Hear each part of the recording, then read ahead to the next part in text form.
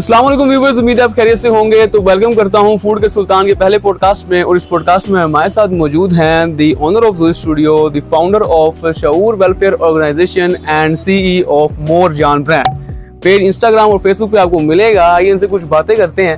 अस्सलाम वालेकुम खान साहब। वालेकुम अस्सलाम। क्या हाल चाल है आपके? अल्लाह का शुक्र, ठीक ठाक। बहुत शुक्रिया मुझे बुलाने के लिए। शुक्रिया, बहुत शुक्रिया। खान साहब, सबसे पहला सवाल, क्यों आए हैं यहाँ पर पॉडकास्ट में?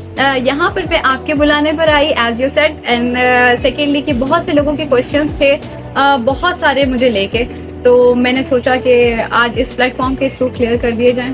साहब, हम सबसे पहला सवाल, जब मैंने आपको पहली बार देखा तो सबसे पहला सवाल मेरा यही आया, जहन में आया, दिमाग ने दिल से किया, दिल से दिमाग से किया कि आप पाकिस्तानी, आपका लहजा पाकिस्तानी, ठीक है। व्यूवर्स, दिमाग पाकिस्तानी, लहजा पाकिस्तानी, उसके बाद शहर चनियोट पाकिस्तानी, ठीक है। पाकिस्तान शहर में पैदा हुई, तो केसिंग, आपकी हेडलाइट से जो है ना, सारा चाइना का माल है, ठीक है। और चाइना का मटेरियल होने के बावजूद इतना चल रहा है, ये कैसे? वो चाइना के बारे में कहावत मशहूर है ना, चले तो शाम तक वरना चांद तक। तो मेरे साथ दूसरा वाला सीन हो गया, चांद तक मेरे अंदर अच्छी वाली बैटरीज फिट हो गई हैं। तो चांद से भी ऊपर कोई मार्स लग रहा है वगैरह? अल्हम्दुलिल्लाह, अल्लाह करे जाए जरूर।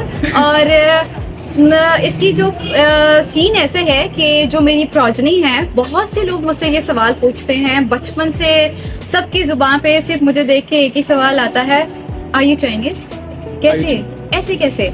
तो और बहुत से लोग तो इंग्लिश में बात करना स्टार्ट कर देते हैं। जब दुकानों पे जाऊं तो लोग इंग्लिश में बात स्टार्ट कर देते हैं। मैं कहती हूँ नहीं, मुझे उर्दू आती है। और तो इसके पीछे जो सारा सिनेरियो, ये हिस्ट्री है, ये है कि मेरी प्रोजनी जो है वो बिलोंग करती है चंगेज खान पे। चंगेज खान वाज मंगोली, so that's why I have some features like मंगोलों को मैं इस तरह जानता हूँ कि मैंने ये अर्तुगरुल ड्रामा देखा था, उसमें मंगोल था, ठीक है। वो बड़ा ही किस्म जालिम किस्म का था। ये लगते तो नहीं है आप जालिम? वैसे बहुत जालिम ही होते हैं। आप देख लें कि Genghis Khan the great warrior के नाम से मशहूर था, तो उनमें थोड़ा होता है जोश, जज्बा, खून। ये वाला खून है। अच्छा, बचपन के बारे में आपके बात करते हैं। आप बचपन में कैसी थी? शरारती थी, शर्मीली थी, ठीक है, उसके बाद सोबर थी या मीसनी थी? क्या सीन था? अब मैं अकॉर्डिंग टू द सिचुएशन हो जाती थी बचपन में। जहाँ मुझे मीसना होना होता था वहाँ मैं मीसनी हो जाती थी, जहाँ मुझे मासूम होना होता था वहाँ मैं मासूम बन जाती थी, जहाँ शरारती होना होता था वहाँ शरारती हो जाती थी। शरारती आपने हमारे साथ शेयर करना था, वो आपके भी बचपन का वाकया है बड़ा इंटरेस्टिंग, वो आपने मेरे से शेयर करना। तो मैं आपके साथ, हाँ, बचपन का अपना एक वाकया शेयर करती हूँ। मैं कोई तकरीबन 5-6 साल की थी और उस वक्त मैं लाहौर में रहती थी, लाहौर गुलशन रावी में। तो मेरा एक फेलो था जिसके साथ मैं खेलती थी, दोपहर में खेलने जाती थी। स्ट्रीट फेलो था, उसका नाम था फुरकान। अगर फुरकान आप मुझे सुन रहे हो तो ज़रूर कमेंट कीजिएगा। तो फुरकान सुन रहे नहीं हो, अगर आप नहीं देख रहे हो, वो सुन नहीं सकते। फुरकान सुन नहीं सकता था और बोल नहीं सकता था। और तो मैं उसके साथ खेलने जाती थी हर रोज़। तो यूजली मामा ने मशीन लगाई हुई थी और मैंने मामा का कहा मुझे फीडर चाहिए, क्योंकि उस वक्त मैं 5-6 साल की थी, फीडर पीती थी। तो और मैं ताला चाबी से खेल रही थी। तो मैं घर के बाहर ताला चाबी से खेलते खेलते मैंने घर को लॉक लगाया, और लॉक लगाने के बाद मैंने चाबी जो थी वो घर के अंदर फेंक दी। अम्मी अंदर का मशीन लगाई हुई है? अच्छा। तो और मैं फुरकान के साथ खेल रही हूँ, खेल खाल के मैं वापस आई और मैंने देखा कि घर को ताला लगा हुआ है, हालांकि चाबी मैंने खुद ही अंदर फेंकी थी। तो मैंने कहा ओहो, लगता है मामा सब्जी लेने गई हैं। तो मैंने कहा फुरकान चलो चले। तो फुरकान बेचारा सुनने से कहा, सर, उसने कहा जहाँ लेके जा रही हूँ मैं तो चला जाऊँगा, हम तो खेलने जा रहे हैं। उसको लगा, तो मैं उसको बाजार लेके निकल गई। अब मैं हर दुकान वाले से, मेरी मम्मा आई हैं, मेरी मम्मा आई हैं, मेरी मम्मा आई हैं। उन्होंने कहा हमें क्या पता कौन है आपकी मामा? हमें क्या पता कौन है? हाँ। यहाँ पर इतनी मम्मा आती जाती रहती है। तो कहता हमें क्या पता बच्चा आपकी मामा कौन सी है? पूछते मैं गुलशन रावी से सोडीवाल पहुंच गई। और सोडीवाल के एक मैदान में जाके मुझे रियलाइज हुआ, नहीं मैं तो बहुत दूर निकल गई हूँ, अब मैं गुम गई। तो खैर मैंने रोना तो नहीं शुरू किया, बड़ी हिम्मत वाली बच्ची थी मैं, बचपन। हाँ, तो मंगोल से थी, अंदर का मंगोली जा गया। मैंने कहा अब मुझे लग रहा है मैं गुम हो गई हूँ। सर नहीं उतारा, बस आपने, शुक्र है। नहीं, तब मैं बच्ची थी ना, इस वजह से। तो फिर मुझे था कि क्योंकि मेरे साथ एक जिम्मेदारी थी, और जिम्मेदारी भी ना सुन सकती थी ना बोल सकती थी।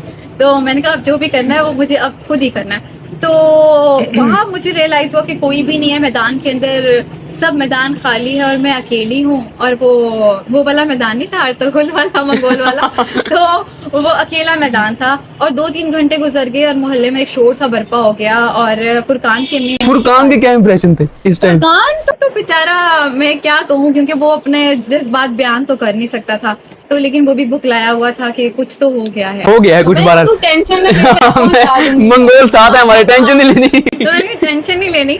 तो खैर मैं घर के अंदर, एक शोर सा पूरे मोहल्ले में ढूंढा जा रहा है मुझे, और फुरकान की अम्मी स्पेशली मेरी अम्मी के पास आई, खुद तो गई थी, मेरे बच्चे को भी ले गई, वो तो बेचारा डूबे सनम तुम क्यों भी ले डूबेंगे। तो मेरी अम्मी को अब मेरे से ज्यादा मेरी तो टेंशन थी, उनको साथ थी कि ना फुरकान को भी ले गई है। तो खैर मामा की एक आदत थी कि वो जब भी हमें सुबह ब्रश करवाती थी, तो ब्रश करवाने से पहले वो सबसे पहले हमसे एड्रेस पूछती थी, और एड्रेस बताते थे, तो फिर हमें ब्रश करवाती थी। अच्छा। तो एड्रेस मुझे याद था। तो वहां पे साइकिल पे कुछ कॉलेज के स्टूडेंट जा रहे थे, कुछ छुट्टी हुई होगी, 1-2 बजे, 2-2:30 बजे का टाइम था, छुट्टी हुई होगी, तो उन्होंने मुझे देखा कि बेचारी बच्ची रोने वाली हुई भी है, तो उन्होंने मुझसे पूछा, मैंने उनको घर का एड्रेस बताया, उन्होंने मेरे वालिद का नाम पूछा, मैंने बताया उनको। अच्छा, बात मस्जिद तक नहीं पहुंची?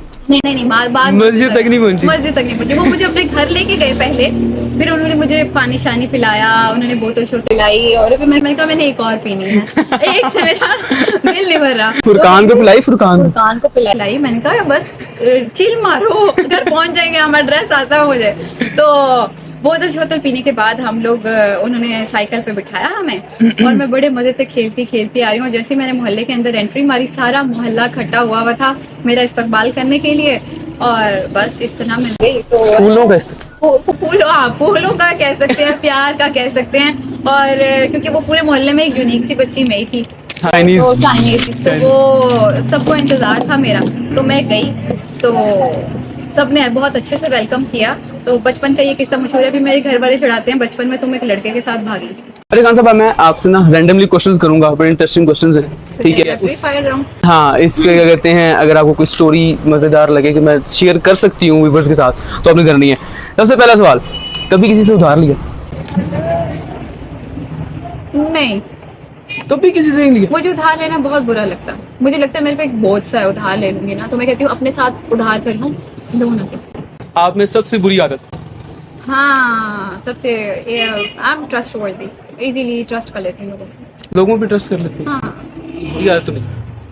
हाँ, बाद में मुझे लगता है ये बहुत बुरी आदत है। पहले मुझे भी लगता था ये अच्छी आदत है। अच्छा, अच्छा, आपके जूही स्टूडियो को 5 साल हो गए जी। क्या लगता है कितना कमा लिया होगा? अल्हम्दुलिल्लाह बहुत कमा लिया मैंने, अपनी बहन की शादी कर बहुत कमा लिया। मैंने अपनी बहन की शादी कर ली, अपने घर सेटल डाउन कर लिया, अल्हम्दुलिल्लाह आईफोन ले लिया मैंने। आईफोन ले लिया। ये तो भाई कमाई पे खत्म हो गया ना बात की, आईफोन ले लिया बस, ओके। अरे जिंदगी में सबसे ज्यादा प्यार किसने दिया है, पेरेंट्स के अलावा था? मेरे बहन भाइयों ने। बहन भाई ने? और एक्सेट्रा में क्या होगा? मेरे बहन भाइयों ने, मैं कहती हूँ मेरा मुझसे जो जुड़ा हुआ हर रिश्ता है, मेरी खालाएं हैं, मेरे मामू जान हैं, दिल आपने। रिश्तेदारों में सबसे ज्यादा बुरा कौन लगता है? कोई भी नहीं लगता, मुझे लगता है कि आप नहीं होता, ये हो सकता है। सब बता दो, सारे ही कारी साहब हैं, दोस्त बना लूं। नहीं सारे ही कारी साहब हैं। नहीं, सब अच्छे हैं, अगर आप अच्छे हैं ना तो आपके साथ सब अच्छे हैं। अच्छा, खाने में क्या पसंद है, किसी की जायदाद भी खा ले?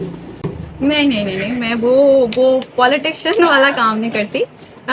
खाने में क्या पसंद है, ऑब्वियसली बिरयानी पाकिस्तानी देख लें। अच्छा, कराची की बिरयानी पसंद है? कराची की पसंद है? आलू वाली यार, नहीं ये क्या है यार, बिरयानी में आलू डाल दिए। मैं मोर जान से स्पेशली कहती हूँ कि जब भी बिरयानी बनाए तो उसमें आलू लाजमी डालें। आलू वैसे मुझे बिल्कुल अच्छी नहीं लगती आलू वाली बिरयानी। अच्छा, ऐसी चीज जिस पर बहुत ज्यादा खर्च करती है? ऐसी चीज जिस पे बहुत ज्यादा, अपने घर वालों पर सर्च कर। नहीं, आपने कोई ऐसी चीज बतानी है जैसे कपड़ों पर या कैमरास पर वगैरह? मुझे नहीं शौक इन चीजों का। आईफोन का क्यों?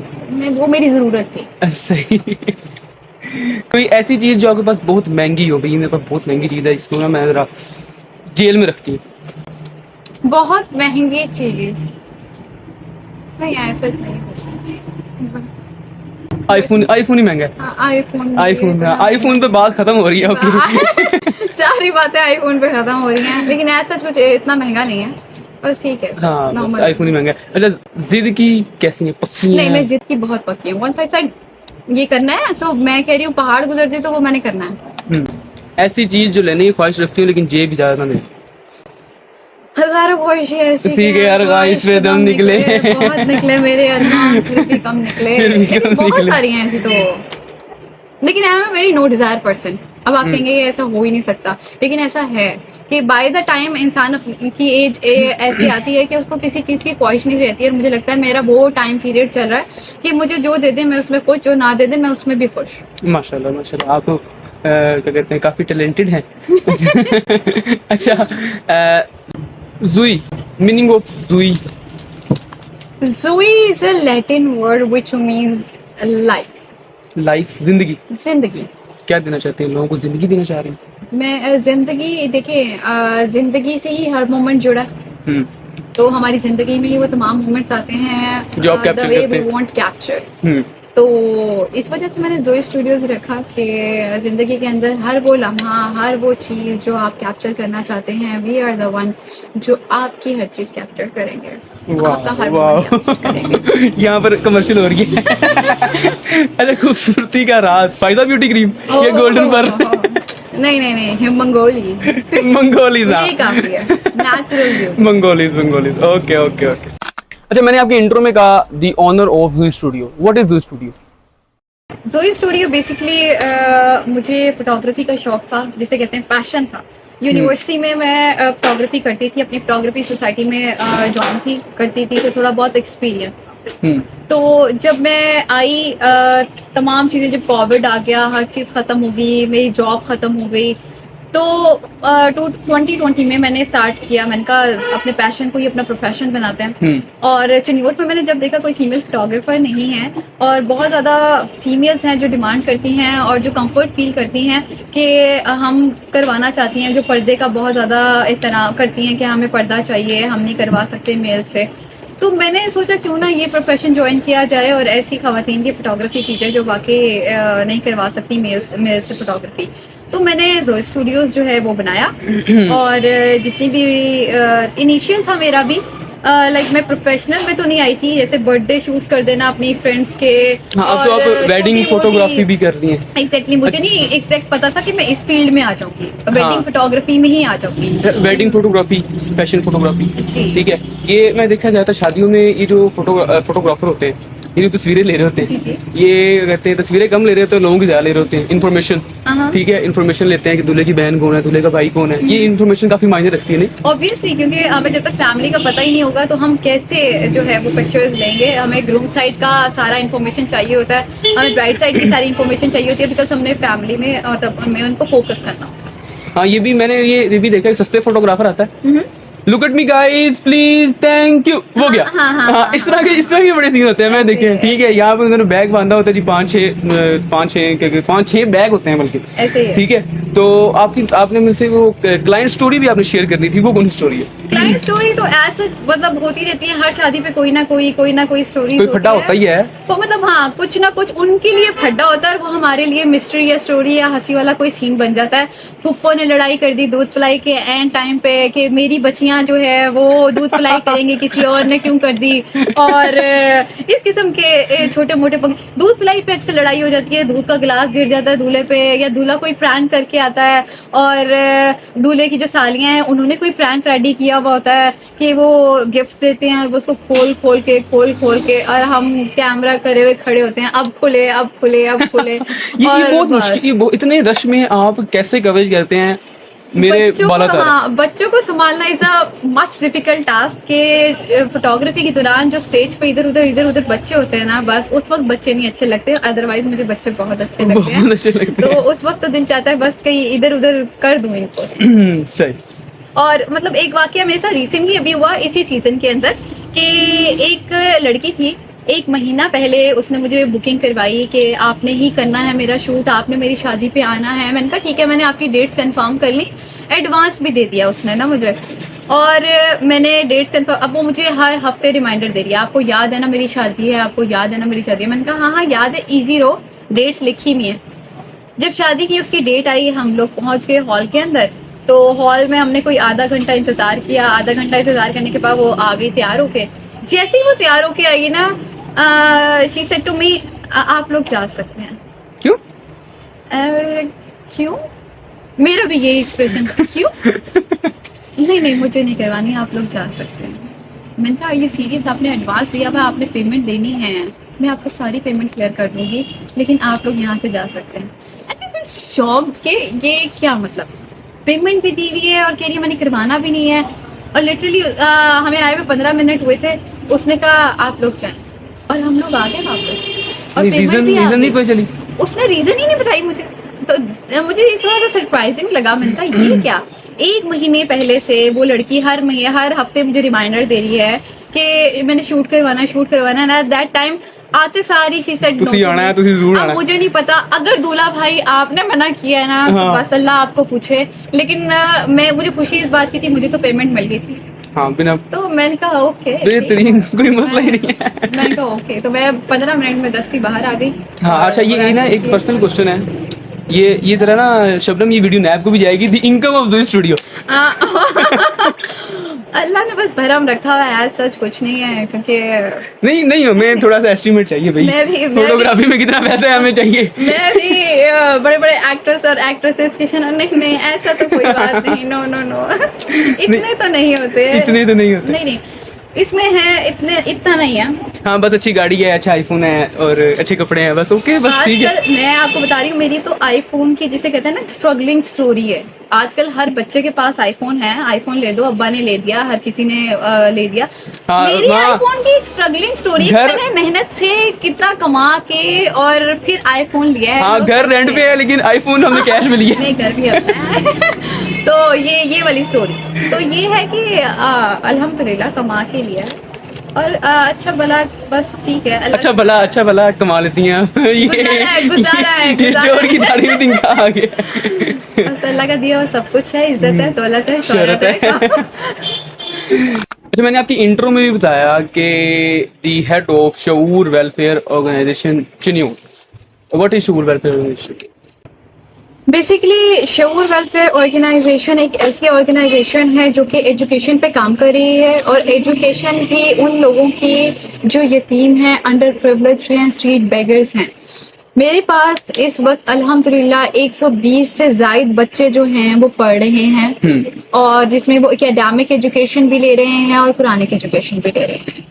तो इस मेरा बनाने का मकसद यही था कि बचपन से होता है ना कि आपके अंदर वो रूह होती है, वो जज्बा होता है कि आप बड़े होंगे तो कुछ करेंगे, कुछ ऐसा। तो मुझे लगता है चुन लिया जाता है इन चीज़ों के लिए, तो मैं भी चुन ली गई थी उन चीज़ों इस चीज़ के लिए स्पेसिफिकली।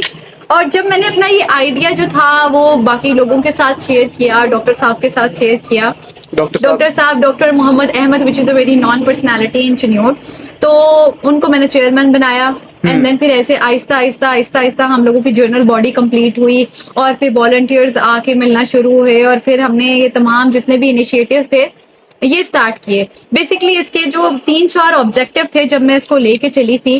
पहला ऑब्जेक्टिव ये था कि हमने एजुकेशन पे काम करना है। दूसरा ऑब्जेक्टिव ये था कि हमने जितनी भी हैंड्स ऑन ट्रेनिंग है, आईटी रेलेवेंट ट्रेनिंग है, ये देनी है, आईटी स्किल्स देनी है। तो इन चीज़ों पे मेरा फोकस था। विमेन एजुकेशन पे काम था, हमने कहा विमेन एजुकेशन पे हमने फोकस करना है, तो वो हमने किया। और आपने देखा होगा जितने भी चिन्योट के अंदर नए नए इनिशिएटिव्स आए हैं, अल्हम्दुलिल्लाह वो हमने लिए हैं। और बस ये कुछ एग्जाम्स थे जिनको मैं लेके चली, और अल्हम्दुलिल्लाह मैं देखती हूँ कि जब लड़कियां इंस्पायर हो रही होती हैं तो मुझे बहुत अच्छा लगता है कि आप जब आपको लोग इंस्पायर करना शुरू कर देते हैं, आपको देखना शुरू कर देते हैं, आपको फॉलो करना शुरू कर देते हैं, तो आपको बहुत ज़्यादा और मोहतात होना पड़ता है इन तमाम चीज़ों के लिए जो आप कर रहे हैं। आप पे रिस्पॉन्सिबिलिटी बढ़ जाती है। तो हम लोगों ने जॉब्स का सेक्टर एक रखा कि जितने भी चिन्योट के अंदर बच्चे हैं, बच्चियां हैं, नौजवान हैं, उनको जॉब्स के काफ़ी इशू हैं। कितने साल हो गए? तो 5 साल हो गए। 5 साल। 2020 में स्टार्ट किया था, तो वज़ो स्टूडियो और ये दोनों मैंने पैरेलल इकट्ठे स्टार्ट किए थे। अच्छा, तो अब 2025 है, तो 5 साल होने को आए हैं इसको। तो इसमें यह है कि हमने पब्लिक वेलफेयर सेक्टर रखा, जिन बच्चियों की शादी नहीं हो रही है और जिनको कोई भी अपने कारोबार में मसला है, या इस तरह की अद्वियात में मरीजों को चेकअप में कोई भी मसला है, तो हमने वो एक सेक्टर रखा। फिर हमारा ब्लड जो है बैंक है हम लोगों का, ग्रुप इस बना हुआ है वक्त आपका? ब्लड बैंक का ग्रुप बना हुआ है। मैं प्राउडली कह सकती हूँ इस वक्त पूरे चिन्योट के अंदर जहाँ जहाँ ब्लड डोनेशन चाहिए सही मायनों में, वो हम लोग उनको दे रहे हैं। माशाल्लाह। और इसके अलावा ये नहीं, डिफरेंट सेक्टर हो गए। सोशल मीडिया की अल्हम्दुलिल्लाह हम लोगों की पूरी टीम है, और ये पब्लिक वेलफेयर सेक्टर की पूरी टीम ये है। वेलफेयर में ब्लड कितने लोग हैं, कितना इसमें लोग कुल हैं? मिला के अगर मैं कहूँ तो 40 प्लस जो है हम लोगों के मेंबर्स हैं, जिसके अंदर हम Okay. लोगों की 20 से ऊपर एग्जेक्टिव बॉडी है, और इसके अलावा हम लोगों के वॉलंटियर्स हैं जो माशाल्लाह हम लोगों को सपोर्ट करते ही रहते हैं गाय बगाए। सही सही, बहुत अच्छा है माशाल्लाह। ये शऊर वेलफेयर ऑर्गेनाइजेशन भी मैं कहता हूँ बहुत कमाल चिन्योट में एक ही इदारा है, लेकिन बहुत कमाल माशाल्लाह। जज़ाकल्लाह। ठीक है। और व्यूवर्स, उम्मीद है आपने एंजॉय ज़रूर किया होगा। आज के पॉडकास्ट में हमारे साथ मौजूद थी मिस खान, इनसे बहुत से सवालात किए। तो बाकी दुआओं में याद रखिएगा और अपने भाई को फॉलो करना मत भूलें। इंशाल्लाह ये पॉडकास्ट आगे चलता रहेगा। ठीक है, अल्लाह हाफ़िज़।